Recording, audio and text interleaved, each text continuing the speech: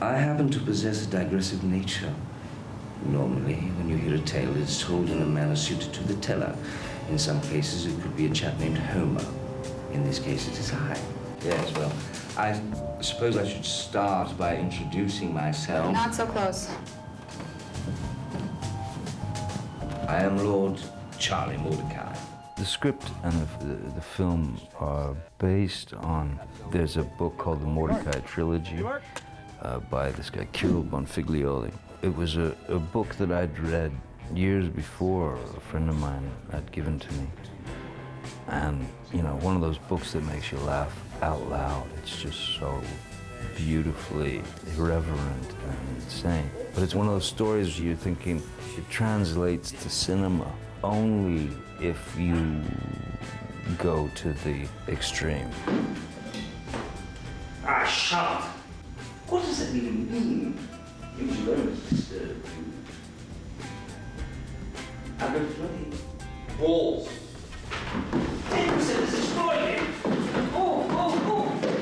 What drew me to the character more than anything was the challenge to make this guy who is a little bit shady. You know, he's most definitely a con man. Well, I think when I'm sitting there like this, I can go like almost too afraid. It's like it's so beautiful. I just, as he's touching me, it's just like. But I think in that first moment, I think you kind of do, and we'll see when we get around on you. But also, that's going to sell it too, right? yeah, we're doing a whoosh. But I think you're like, and then she looks at it. I wonder. Yeah, exactly. I wonder. There's a holy shit. I suppose that for me as an actor, it was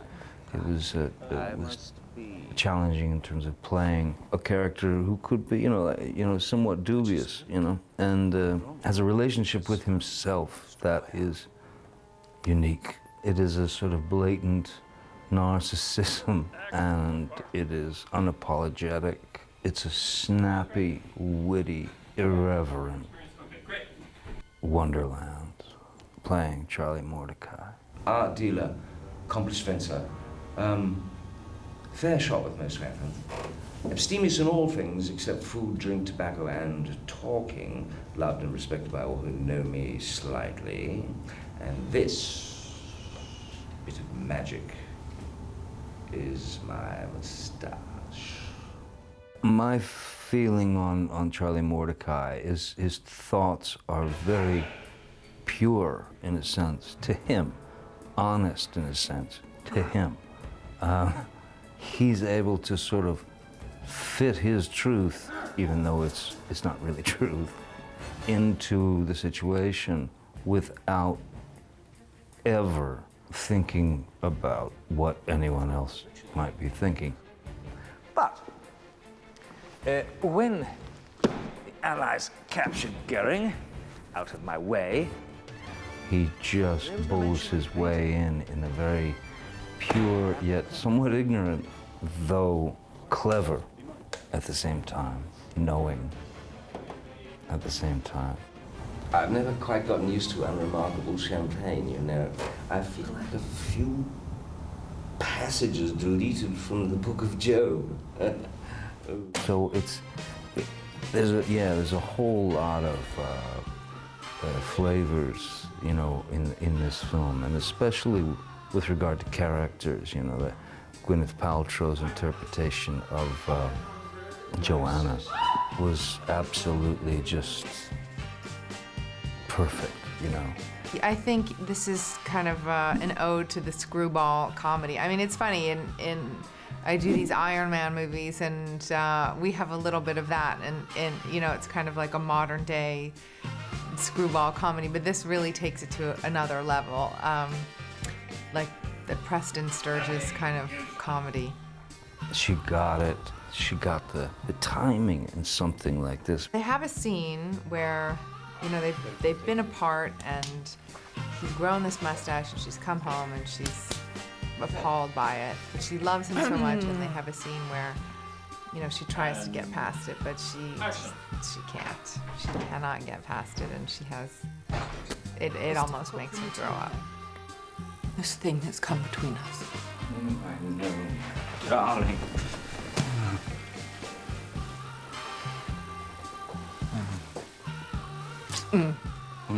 Steady yourself. I beg of you, darling, please. Cut. Print that one. Oh, God. It looks like a vagina on your face. Surely you mean the pubic hair above a vagina. Like that. Yeah. No, this is good. On set, filming that scene was categorically the hardest thing I've ever had to do in my life. To get through that scene without breaking, I mean, I think I ruined 15 takes. It was terribly unprofessional, but it was so fucking funny. It's difficult for me too, you know. This thing that's come between us. I know, my darling.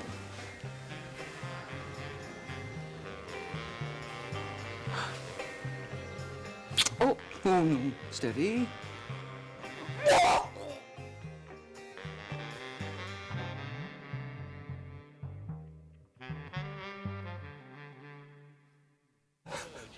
It is piss your pants funny. Someone is going to start it, and then it'll just go from there. Why can't you invest? It's okay. Okay. Okay. No, it's me now. Oh. No, it's okay. No. Okay. No. You needn't worry yourself. I have things firmly in hand.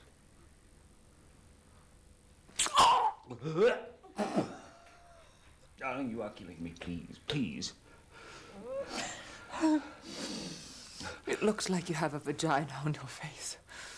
Sorry, I quit. It looks like you have a vagina on your face. Surely you mean the pubic hair above a vagina. I simply cannot get my head round that image. Charlie. However, now that you mention it, I am unable to steal my mind away from it. Go stuff a mattress with that thing. Should probably fall out that way, shouldn't I? No, you're good. Cut. Yes! What was really fun about working with Gwyneth and Paul Bettany certainly, and Ewan McGregor. I mean, the beauty was this kind of film requires. I mean, timing is everything.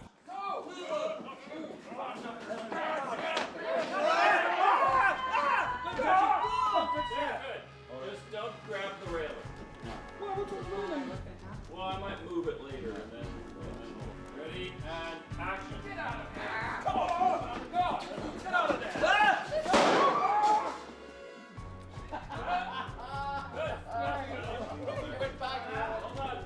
It has to be funny, but if the characters know it's funny, you're dead. It's over with.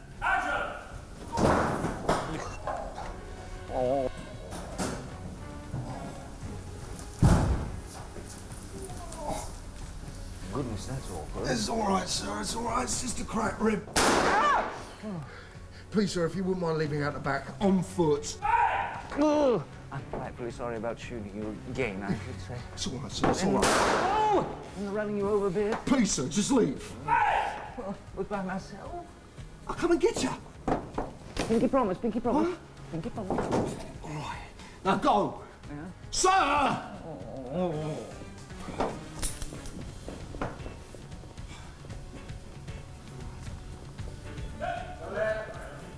I was making a movie with Johnny called Transcendence, and he gave me the books. He said, "Have you ever read these books?" And I said, "No." So he gave me all of the books, and I read them all with no idea that it was gonna become anything. And he said, I read them, and they're hysterical, brilliantly written books. He said, "I'm gonna make it into a film. Would you want to play Jock?" And I said, "Yeah." Why not? And it's it's nice. We have a nice working relationship. I mean, it's the third Paul Bettany movie that Johnny has ever made, so. So I can have you and him in the same shot is the idea in the house and the fountain behind you. Right. And then when I wanted a second sort of move forward when she sits next to him. yeah, There's several like trying to stages of delay alarm. it, right. If you can make them in line, In this, like, yes, yeah. that will be great. So great. And then you can get all the way up here. Yeah. It's your wife. No, it isn't. And then Most of my energy on set has been spent trying not to laugh. Terribly sorry about shooting you. Again, I should say. It's all right, sir. And then, of course, the running you over bit. Sir!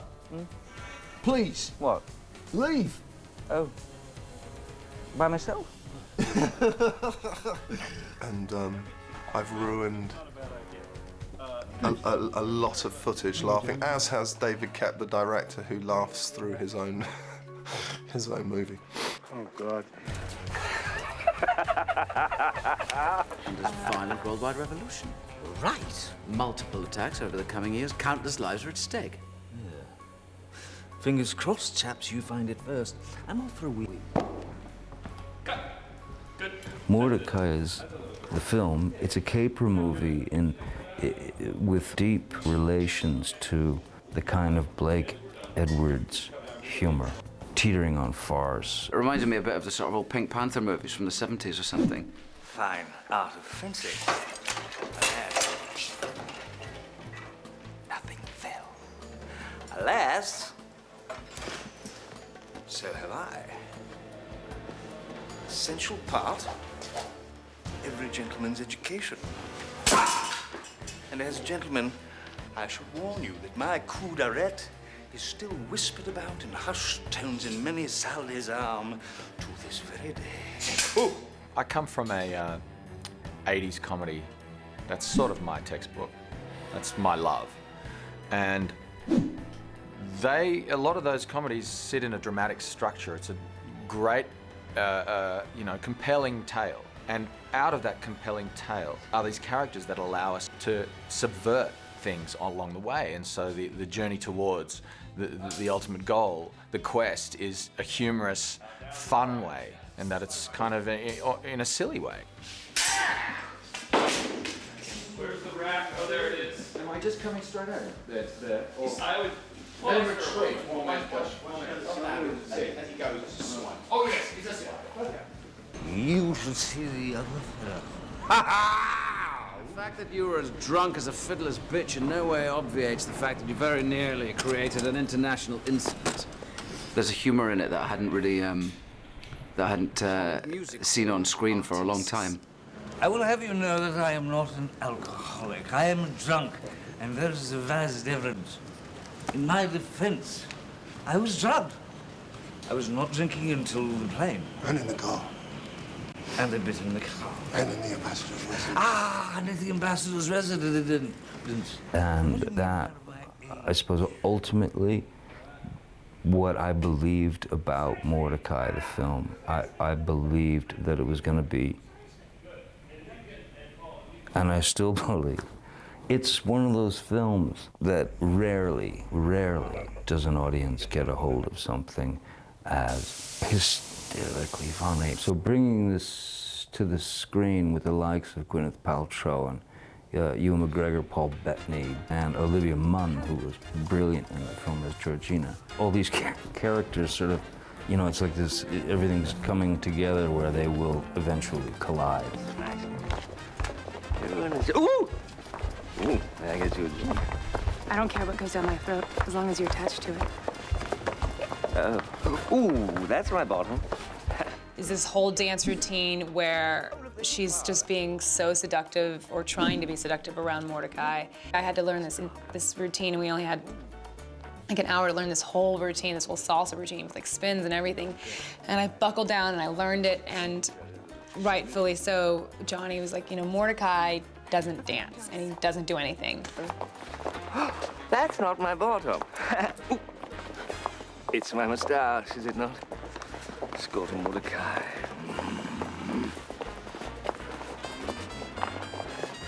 Oh, where are we going now? Georgina is just dancing and I'm writhing up and down, and really I'm doing a proper salsa dance with like rolls and spins. as he does nothing. I'm starting to channel all of the girls who go into clubs and just dance on tables, and they just think like, this is hot. I look amazing. This is really gonna get him. He's gonna love this. And it's just like, oh my gosh, stop. Oh my gosh, she's still moving. She's still wiggling. Like that's kind of what Georgina is doing. The greatest thing for me as an actor in this was that timing is, like I was saying, very, very important. It's everything with a film like this. And they all got it, you know, and it was supremely executed by everyone. And at the same time, whatever lines would happen or whatever would happen in the scenes just out of nowhere, you know, everybody was very ready to go, you know, with that. If I threw something out there that wasn't in the script, they'd jump on it. So it was a really nice, hard-working cast, for sure, because getting your head around some of those scenes and a lot of that comedy. If the character knows it's supposed to be funny, if the actor knows it's supposed to be funny, you're dead, you know? And everyone knew exactly how to proceed. 167 Echo, take 3, A mark.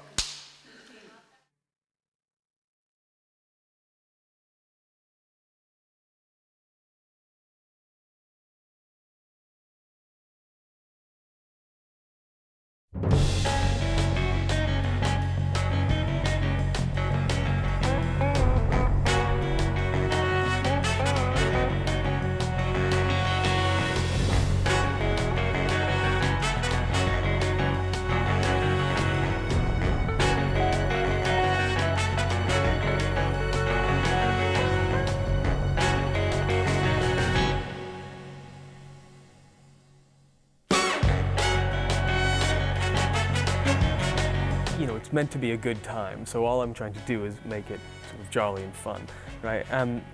Mordecai is, as you know, he's an aristocrat. He's very, almost whimsical. He sort of lucks into a lot of things, and whenever he gets into trouble, he's always had people around him to get out. So his nature is that he sort of feels as though things will always be okay no matter what happens. So that certainly pervades, you know, the music, or at least his theme.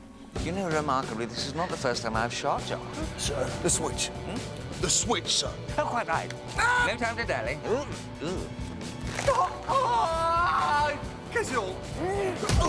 So David Koepp, the director, he called me and he said, look, read the script, tell me what you think. I have some ideas. And as soon as I read it and called him, he says, look, I've been thinking about getting a combined sound. I love your music. I love Mark Ronson's music. I want to put the two of you together and tell me if you can, work together, both of you. And of course, we hit it off perfectly. So the initial conversation though was about, well, even though it's not trend right now, I'm going to go ahead and write a great big tune, for these guys. We're going to play them melodically, and we're going to, do things that, in a funny way, we've sort of departed from in film music lately.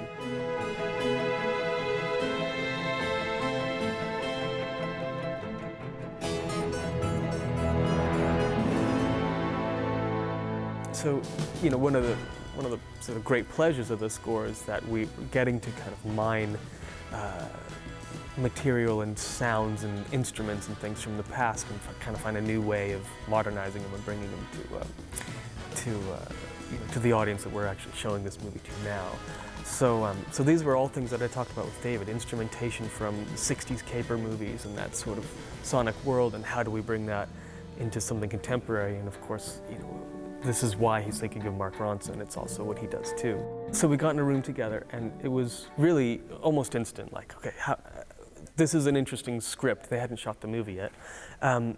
What would the sounds be? What would the sonic world be? And we were already working before we decided we were going to work together. What are the instruments? What are the musical language? And where do we have a common ground? And where do we have things that I can do that he can't, and he can do that I can't? And that was, it was very organic and quick.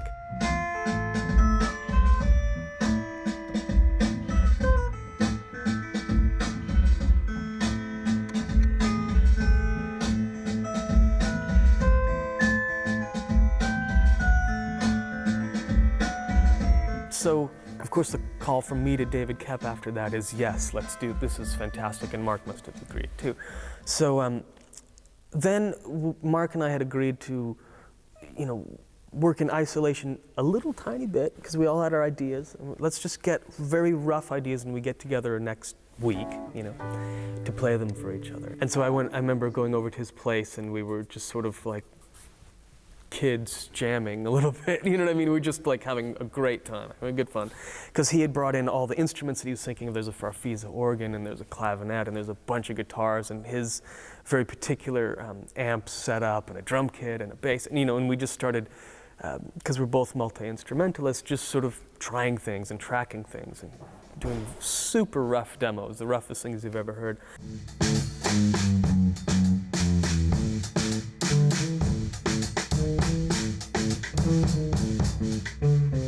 It sounds like Afrobeat, Mothership at night.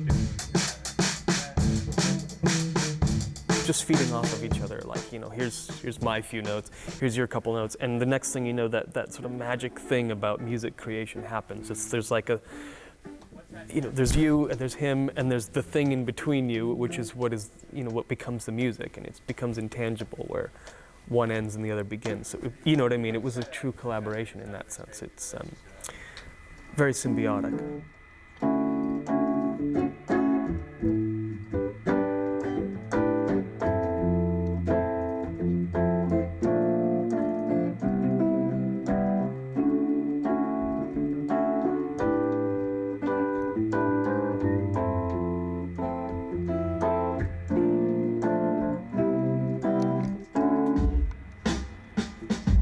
One of the really interesting developments with the score was, we have a love theme, and Rose Eleanor Dougal wrote a song out of it. She's called it Heart's a Liar. And in terms of the difference between film music and a song, I actually find them remarkably different, because what you're doing in a film score is you can only say it with the notes that you write. You know what I mean? You don't get to say it with words.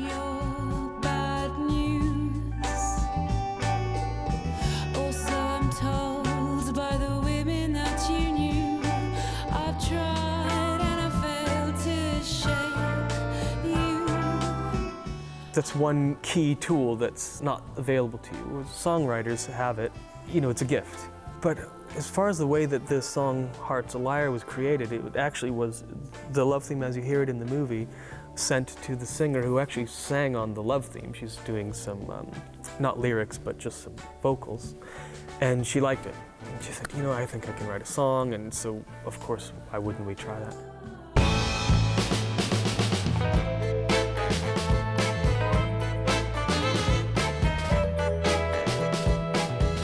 The first thing I played, Mark, was what eventually became Mordecai's theme, but in a very different form. I had a great tune on a piano, right? And Mark had done something that was so similar in the musical language and so different in style that we went, hang on, there's our common ground. How do we merge these things? And it really took an hour. We just sat down and started, 4 hands on a piano, working on it. And the next thing we knew, we had actually the piece of music you hear right after the prologue when we fly from Hong Kong to London. That piece of music unchanged from what Mark and I had done in our very first meeting together.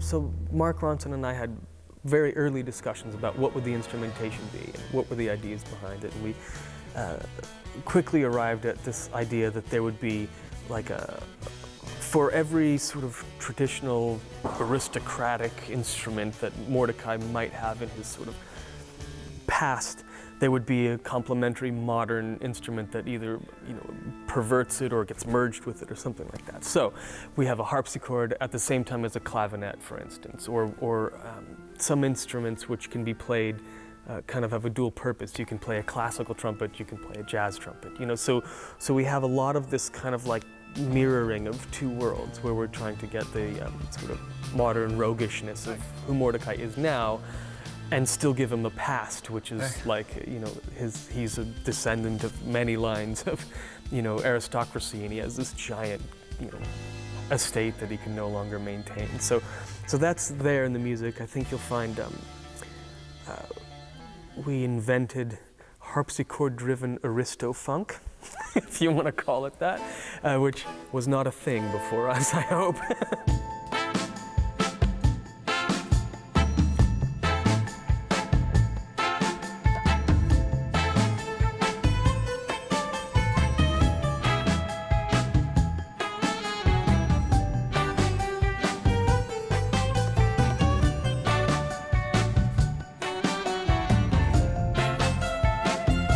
Well, I'll tell you what, this is my first time coming into the building here at Abbey Road. I don't know a musician who wouldn't dream of this. Do you know what I mean? So it's certainly exciting to wake up and come into the building and think, I've flown in for the, you know what I mean? It's remarkable. The musicianship here is phenomenal. I think everybody already knows that. But the orchestra here is just unbelievable, and every single note has been played with passion and, the built-up history and experience of these incredible musicians,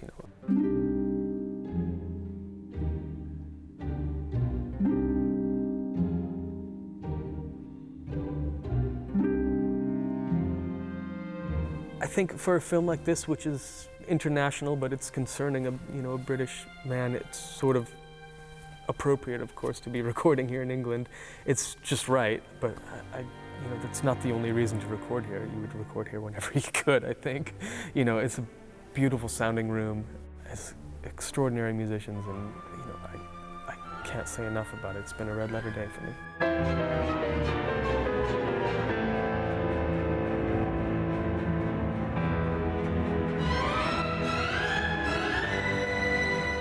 I think one of the sort of modern developments in music, and especially if you think of it from like the perspective of DJs and mashups and things like that, is there's an enormous amount of creativity in combining styles that you haven't heard before, or instruments. So, for instance, the clavinet and a harpsichord.